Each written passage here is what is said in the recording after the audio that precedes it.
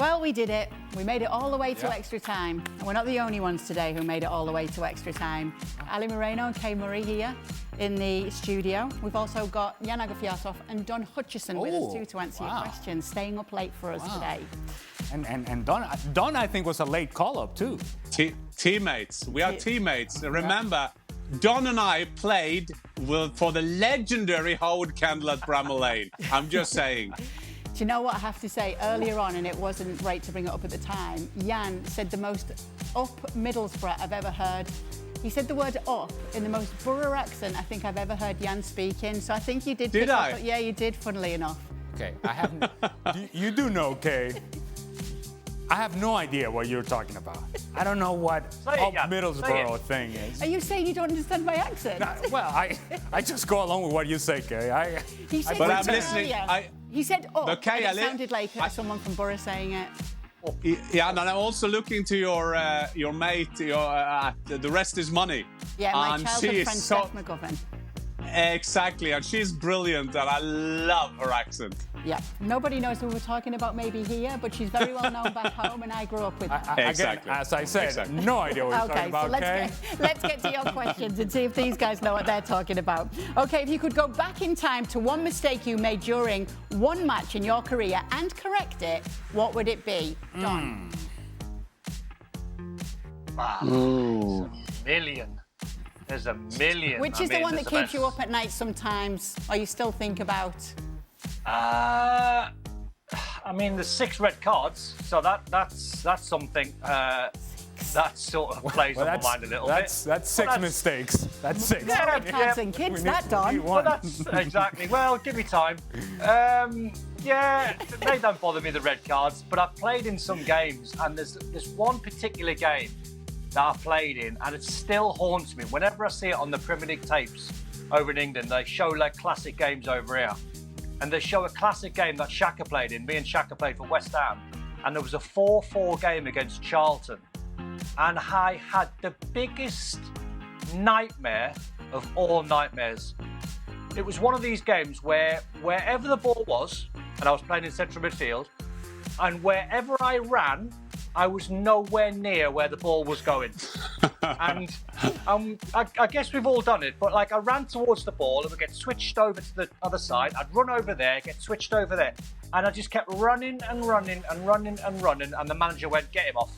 And I'd come off after about 50, 55 minutes. And I had a nightmare. I was nowhere near it. Didn't touch the ball. 4-4. Xhaka's fault. Xhaka's fault. Yeah, blame Xhaka. What about you, Jan?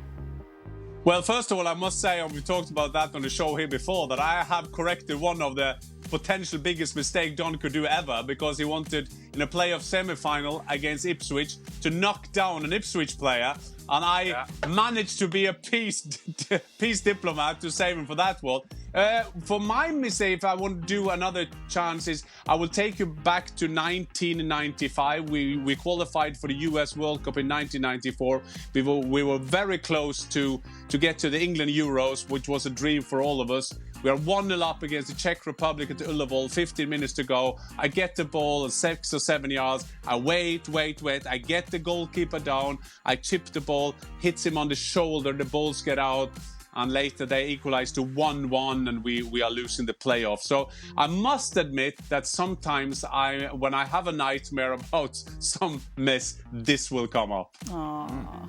LA? I can relate, Jan. I can relate, yeah. 2011 Copa America semi-final against... No biggie. Yes. By the way, that's as far as my country had ever gone and has ever gone. And big moment, right? And cross comes over from the right-hand side. I'm about the penalty spot in between 2 defenders. I head the ball in, which I'm thinking this ball was going to go in the back of the net. It's sort of a looping header. It hits the bottom of the crossbar, comes down, hits the line, bounces out.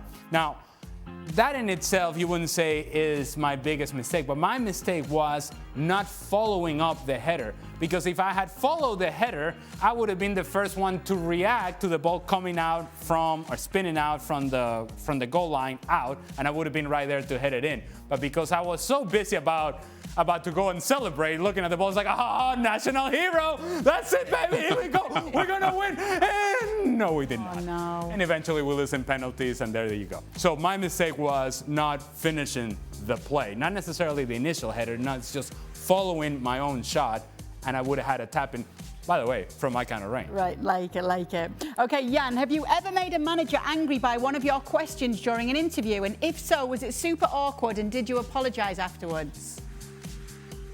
Yeah, we talked about that. We had a terrible manager in Germany. I won't name his name, but it was called Reinhold Fans. We had him for 8 games, and after a half in Munich playing against the other Munich team, 1860 Munich, we knew that he was bad.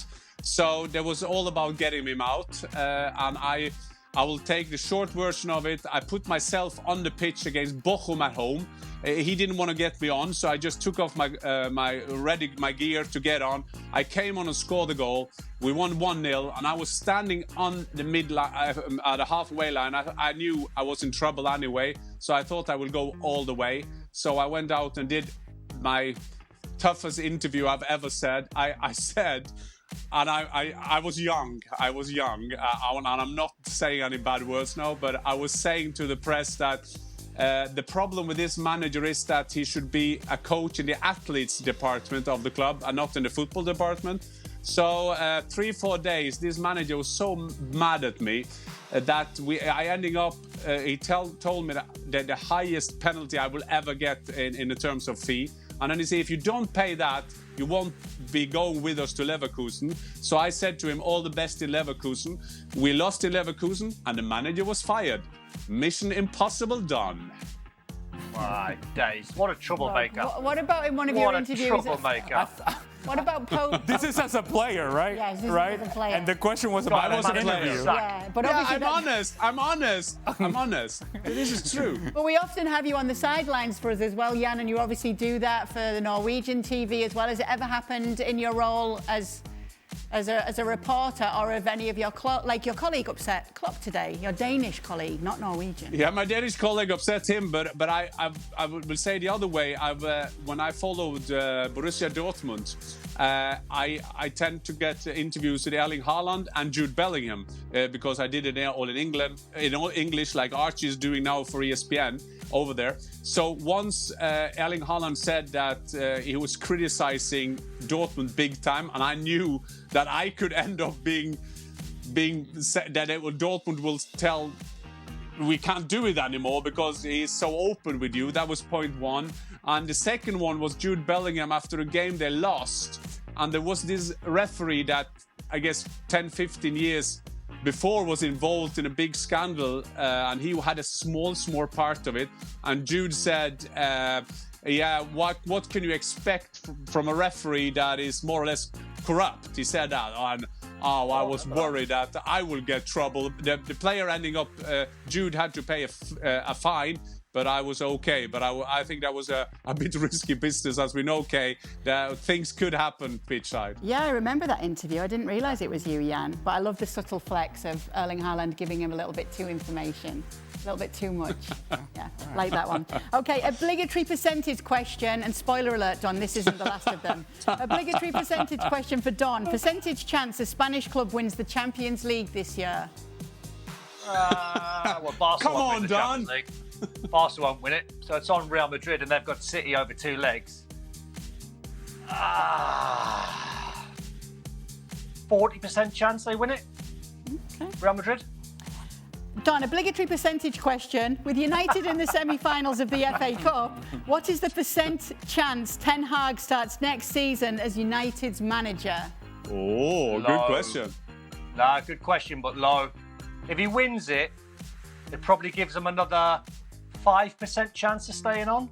So I'm going to say a 25% chance of staying on if he wins it. Okay. Wow. And what's the percentage chance that Don picked out this shirt that he's got going on today? Because it's got some texture on it as well. That's fancy. Yeah, it's nice. You feeling that? You feeling that, Ali? Yeah, it's classy. It's the same as Alonso. Have you seen that Alonso got a funny sweater now in every game? I think that is his lucky sweater. It's working for him. I think that is a bit like Don's fashion.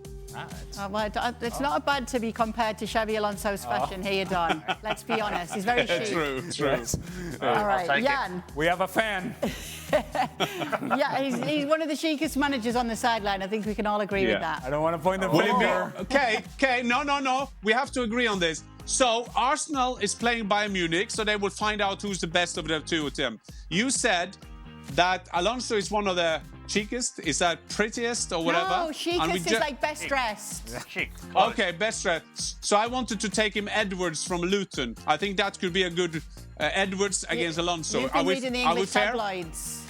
Exactly. Yeah, they did But the best. They made artificial okay. intelligence decide the best looking manager in football in England, and then he came out on top, Jan. Okay.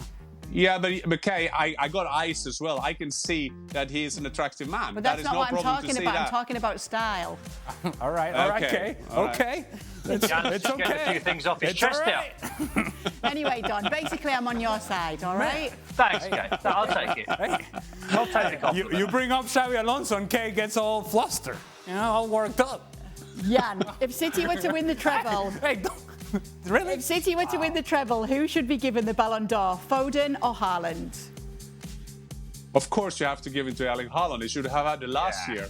Yeah, of course. And when they're ending up with that other prize that I can't even remember the name of, when they even gave it to Messi that. I mean, now, I think they will, if they win the treble, meaning they have scored some vital goals, and I think Erling Haaland will get it. But you can add another name to that question as well. You can put Rodri on, because Rodri is very vital for that team. But I think that Haaland will be ahead of Foden, absolutely. And I do think that Erling Haaland will win the Ballon d'Or this season. Ale, Imagine if they win the double treble. Imagine. Okay. We'll imagine. What's the percentage chance, Don? Imagine. I should have kept quiet. That's right. Should have kept You're quiet. ahead, all right? For all, who Exactly. needs the FA Cup win more? Ali, Ten Hag or Poch? Oh, good question. Good question.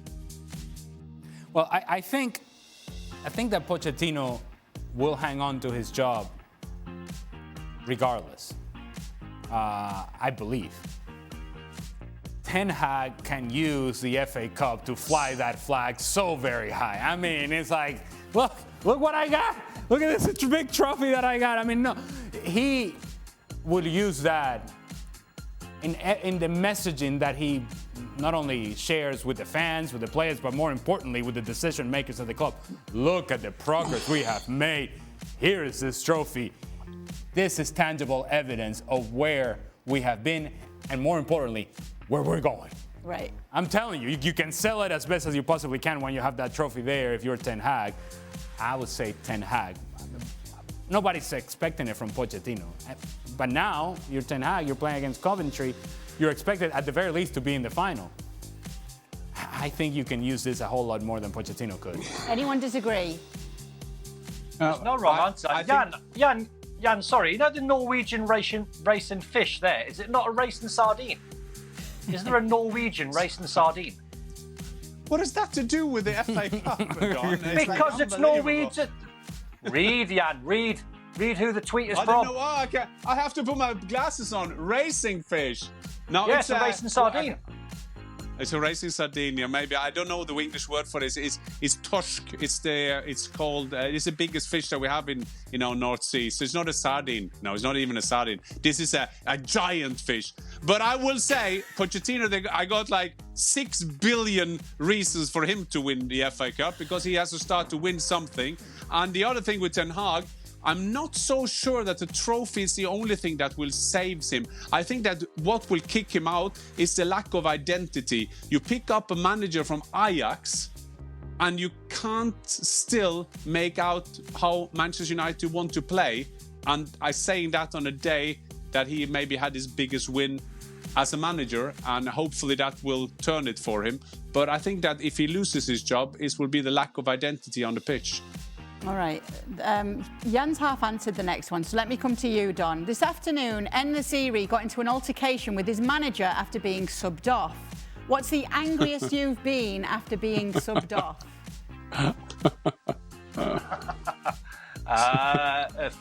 few times, but one of my strangest scenarios that happened when I was at Everton. And I got taken off at Everton, and the crowd actually booed Walter Smith's decision because I actually played quite well. And I knew he was going to come for me after the game. And he did. He came for me. And I had one little monkey on one shoulder saying, don't say anything, don't say anything, don't say anything. And the other monkey was saying, go on, go and have a bite back when he says something. Go on, stand up for yourself. And he's saying, no, you played really well. Don't say anything. Don't get yourself in trouble. Anyway, I snapped after a game, had a go at Walter. He got me by the throat. He put me up against the wall and he went, you'll never play for this football club again. Get in your car, get yourself home, come and see me Monday morning. You're fined 2 weeks' wages. So I was banging trouble, but he's number 2, Archie Knox. So it's basically like having bad cop, bad cop. There's no good cop in the relationship. They're both bad cops, but like in a nice way because they're just really, tough men. So he says to me, he said, the manager wants to see you in the office before you go home, in the boot room, sorry. So I went to see him in the boot room and Walter said to me, are you okay? And I went, no. I said, like, what's gone on there? Like, I played really well today. And he went, would you say Duncan Ferguson's a hard man? I went, yeah. And he went, Dave Watson? I went, yeah. And he went, Dave Unsworth? I went, yes. He went, where were those 3 when I had you up against the wall? You will now be club captain on Monday morning. Oh, and he tested I love me. it. Oh, He tested me. Great story. He tested me. Is this a side to Don that we didn't know about? Well, hold on. Yeah. So we Tested went me. through all this story so that Don could tell us that he was club captain. Yeah, and that he's really tough. No, but okay. I must say I played with Don at Sheffield United, as I talked about, and I must say that Don was predictable. When he could be very angry, but he was always there for you as a teammate, and I think that is one of the main reasons to have good teammates is that they're there for you. So I love that story. Brilliant story, Don. The only way It's fair to say, Kate, it's fair to say when I play, I'm very emotional. The only way that I would have loved that story even more is that if the manager, instead of putting him against the wall, had asked him a percentage question. What's the percentage chance of you ever playing for me again? Yes. 4. 70-40. 70-40. Did it ever happen to you? Did you ever storm off down the tunnel? No, I was very well disciplined. Right. I mean, obviously, you have a exchange every so often, but the other way that I could approach this case is very arrogantly tell you I was never taken off the field. So, There you go. But that's not true. The truth is that I would come off the field and I would be respectful. You know what I didn't want to do? I didn't want to show up the guy that was coming on the field for me. Because in me pitching a fit was essentially telling that guy, I don't think you're good enough to do the job that I was doing. Right. And I didn't want to do that. I wanted to respect my teammates. But listen. We have to talk about. We played 700 football games. Yeah. And we were asking how normally you go off, and you're angry, but you manage, like Don was saying, you have 2 monkeys on your shoulders telling you to calm down or go for it. But sometimes you're just losing it, and I've seen, especially in England. And the Don story indicates that, because sometimes in England also the managers expected you not to just stand there and just take everything from them. And what I liked about to play in England is that on Monday morning it was forgotten because that was a part of the passion. It was the part of being a football team. Okay. Well, proper professionals all around here. Kind of. Thank you so much for sending in your questions for the latest edition of Extra Time. We will be back again very soon to do it all over again.